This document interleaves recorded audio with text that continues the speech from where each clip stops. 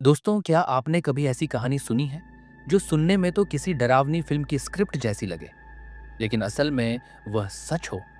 ये कहानी है एनाबेल गुड़िया की। एक ऐसी साधारण सी रैगडी एन गुड़िया जो बाहर से तो मासूम दिखती है, लेकिन इसके पीछे की कहानियां रोंगटे खड़े कर देती हैं। ये कोई साधारण खिलौना नहीं, बल्कि एक ऐसी चीज है जिसे दुनिया की सबसे खतरनाक प्रेत बाधित वस्तुओं में गिना जाता है। तो चलिए इस रहस्यमयी कहानी में डूबते हैं, जो 1970 के दशक से शुरू होकर आज भी लोगों के दिलों में डर और जिज्ञासा जगाती है। 1970 का समय था। अमेरिका के कनेक्टिकट में डोना नाम की एक युवती रहती थी, जो नर्सिंग की पढ़ाई कर रही थी। वो अपनी सहेली एंजी के साथ एक छोटे से अपार्टमेंट में रहती थी। डोना की माँ को अपनी बेटी के लिए कुछ खास चाहिए था, और उसने एक सेकंड हैंड स्टोर से एक रैगडी एन गुड़िया खरीदी। ये गुड़िया देखने में बड़ी प्यारी थी। लाल ऊनी बाल, गोल मटोल चेहरा, एक छोटी सी त्रिकोणीय नाक और नीली ड्रेस। डोना को ये इतनी पसंद आई कि उसने इसे अपने बेडरूम में बेड के पास रख लिया। दोनों सहेलियां इसे देख कर मुस्कुराती और कभी कभी मजाक में इसके साथ बातें भी करती। लेकिन जल्द ही इस गुड़िया ने उनकी जिंदगी को एक डरावने सपने में बदल दिया। शुरुआत में सब कुछ ठीक था, लेकिन कुछ हफ्तों बाद डोना और एंजी ने कुछ अजीब हरकतें नोटिस की। कभी गुड़िया बेड पर होती तो कभी कमरे की कुर्सी पर। एक बार तो वह रसोई में पड़ी मिली, जबकि दोनों ने कसम खाई कि उन्होंने उसे वहां नहीं रखा। पहले तो उन्होंने सोचा शायद कोई मजाक कर रहा है, लेकिन जब यह बार बार होने लगा तो उनकी नींद उड़ गई। एक दिन डोना घर आई और उसने देखा कि गुड़िया के पास एक कागज का टुकड़ा पड़ा है, जिस पर कांपती सी लिखावट में लिखा था, हेल्प मी, मेरी मदद करो। डोना और एंजी हैरान रह गई। ये लिखावट उनकी नहीं थी और अपार्टमेंट में कोई तीसरा इंसान तो था नहीं। अब दोनों को डर लगने लगा था। रात में उन्हें फुसफुसाहट की आवाज़ें सुनाई देने लगी, जैसे कोई कोने में खड़ा बुदबुदा रहा हो। कभी कभी फर्नीचर के हिलने की हल्की सी आवाज़ आती। एक रात डोना ने कुछ और डरावना देखा। गुड़िया के कपड़ों पर खून जैसा कुछ लगा था और उसके छोटे से कपड़े में लाल धब्बे साफ दिख रहे थे। जब उसने पास जाकर देखा तो धब्बे गायब हो गए, जैसे कभी थे ही नहीं। अब यह मजाक नहीं था, यह कुछ और था, कुछ ऐसा जो उनकी समझ से बाहर था। डोना और एंजी की जिंदगी में अब डर पक्का मेहमान बन चुका था। उनकी एक दोस्त लू, जो इस गुड़िया से शुरू से ही चिढ़ता था, एक दिन उनके अपार्टमेंट में रुका। लू को यह गुड़िया बिल्कुल पसंद नहीं थी। वह अक्सर कहता, इसमें कुछ गड़बड़ है, इसे फेंक दो। एक रात जब लू डोना के सोफे पर सो रहा था, उसे अचानक लगा कि कोई उसका गला दबा रहा है। उसने आंखें खोली तो देखा कि गुड़िया उसके बगल में पड़ी है और उसे ऐसा लगा जैसे वह उसे घूर रही हो। लू ने चीख कर डोना और एंजी को जगाया और बताया कि गुड़िया ने उस पर हमला किया। उसके गले पर हल्के से निशान भी थे। अब यह साफ था कि यह गुड़िया कोई साधारण खिलौना नहीं थी। डोना और एंजी ने फैसला किया कि अब उन्हें किसी की मदद चाहिए। उन्होंने एक स्थानीय मीडियम को बुलाया, जो अलौकिक शक्तियों को समझने में माहिर थी। मीडियम ने कुछ समय गुड़िया के पास बिताया और फिर बताया कि इसमें एक छोटी लड़की एनाबेल हिगिंस की आत्मा है, जो 7 साल की उम्र में मर गई थी। उसने कहा कि यह आत्मा अकेली है और डोना और एंजी के साथ रहना चाहती है। मीडियम ने सलाह दी कि वे गुड़िया को प्यार और सम्मान दें, ताकि आत्मा शांत रहे। डोना को यह कहानी थोड़ी अजीब लगी, लेकिन वह और एंजी इस आत्मा के प्रति सहानुभूति रखने लगी।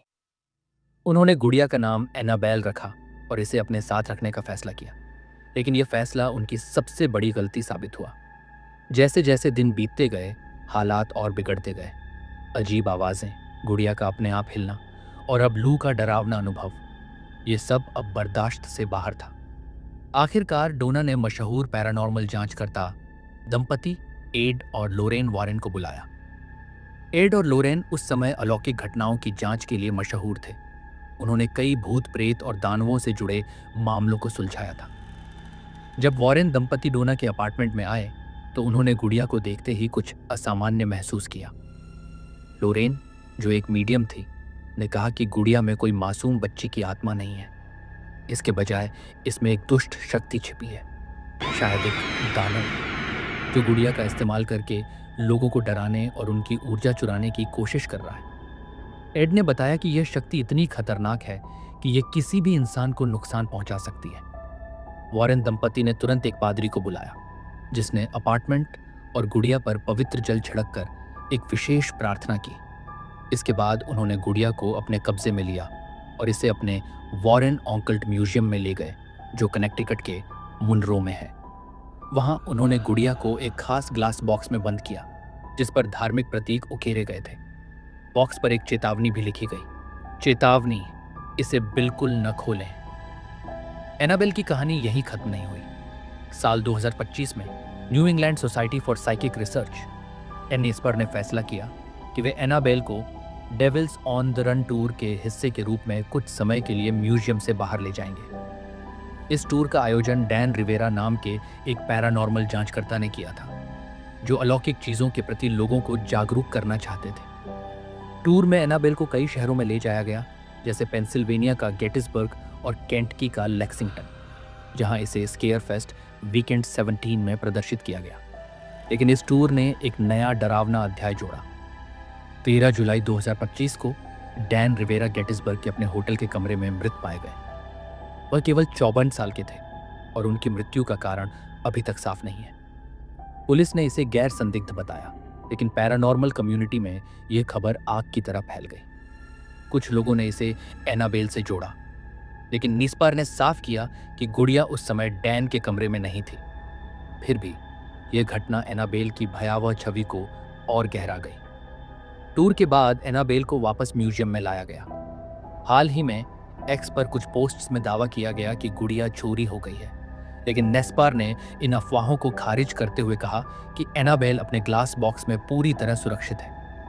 एनाबेल की कहानी सिर्फ पैरानॉर्मल उत्साही लोगों तक सीमित नहीं रही, यह हॉलीवुड की द कॉन्जरिंग यूनिवर्स का हिस्सा बन गई। फिल्मों में एनाबेल को और भी डरावना बनाया गया, एक ऐसी गुड़िया जो न सिर्फ हिलती डुलती है, बल्कि लोगों पर हमला करती है और दानवों को बुलाती है।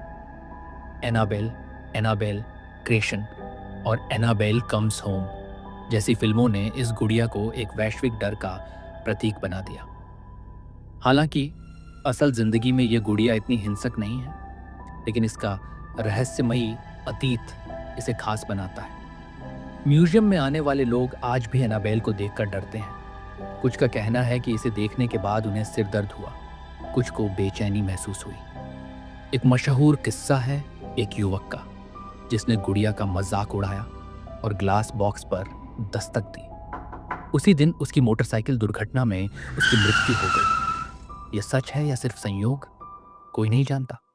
अब सवाल यह है कि क्या एनाबेल वाकई प्रेत बाधित है? कुछ लोग इसे एक मनोवैज्ञानिक प्रभाव मानते हैं।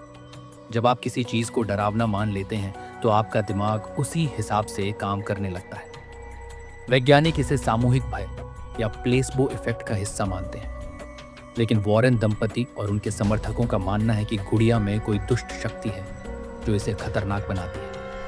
मैंने जब इस कहानी को खंगाला तो मुझे लगा कि यह डर और विश्वास का एक अनोखा मिश्रण है। शायद ये गुड़िया सिर्फ कपड़े और सूती धागों से बनी हो, लेकिन इसके आसपास की कहानियां इसे कुछ और ही बनाती हैं। ये एक ऐसी कहानी है जो आपको रात में सोने से पहले 2 बार सोचने पर मजबूर कर देती है। एनाबेल मुनरो कनेक्टिकट के वॉरेन ऑकल्ट म्यूजियम में अपने ग्लास बॉक्स में बंद है। उसका वह मासूम सा चेहरा देखकर कोई नहीं कह सकता कि इसके पीछे इतनी डरावनी कहानियां छिपी हैं। म्यूजियम में आने वाले लोग इसे देखते हैं, लेकिन कोई भी उस ग्लास बॉक्स को छूने की हिम्मत नहीं करता, और शायद ये बेहतर ही है। तो क्या आप एनाबेल को देखने की हिम्मत करेंगे, या फिर ये सोचकर ही आपके रोंगटे खड़े हो गए? ये कहानी हमें ये सिखाती है कि कभी-कभी सबसे साधारण सी चीजें भी सबसे बड़े रहस्य छिपाए रखती हैं। और एनाबेल, वह आज भी चुपके से अपने बॉक्स में बैठी है, शायद किसी नई कहानी का इंतजार कर रही है। दोस्तों, यह कहानी वास्तविक घटनाओं, पैरानॉर्मल दावों और लोकप्रिय संस्कृति पर आधारित है।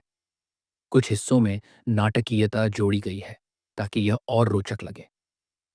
अगर आप और जानना चाहते हैं तो एनईएसपी की वेबसाइट या म्यूजियम के आधिकारिक बयानों को देख सकते हैं।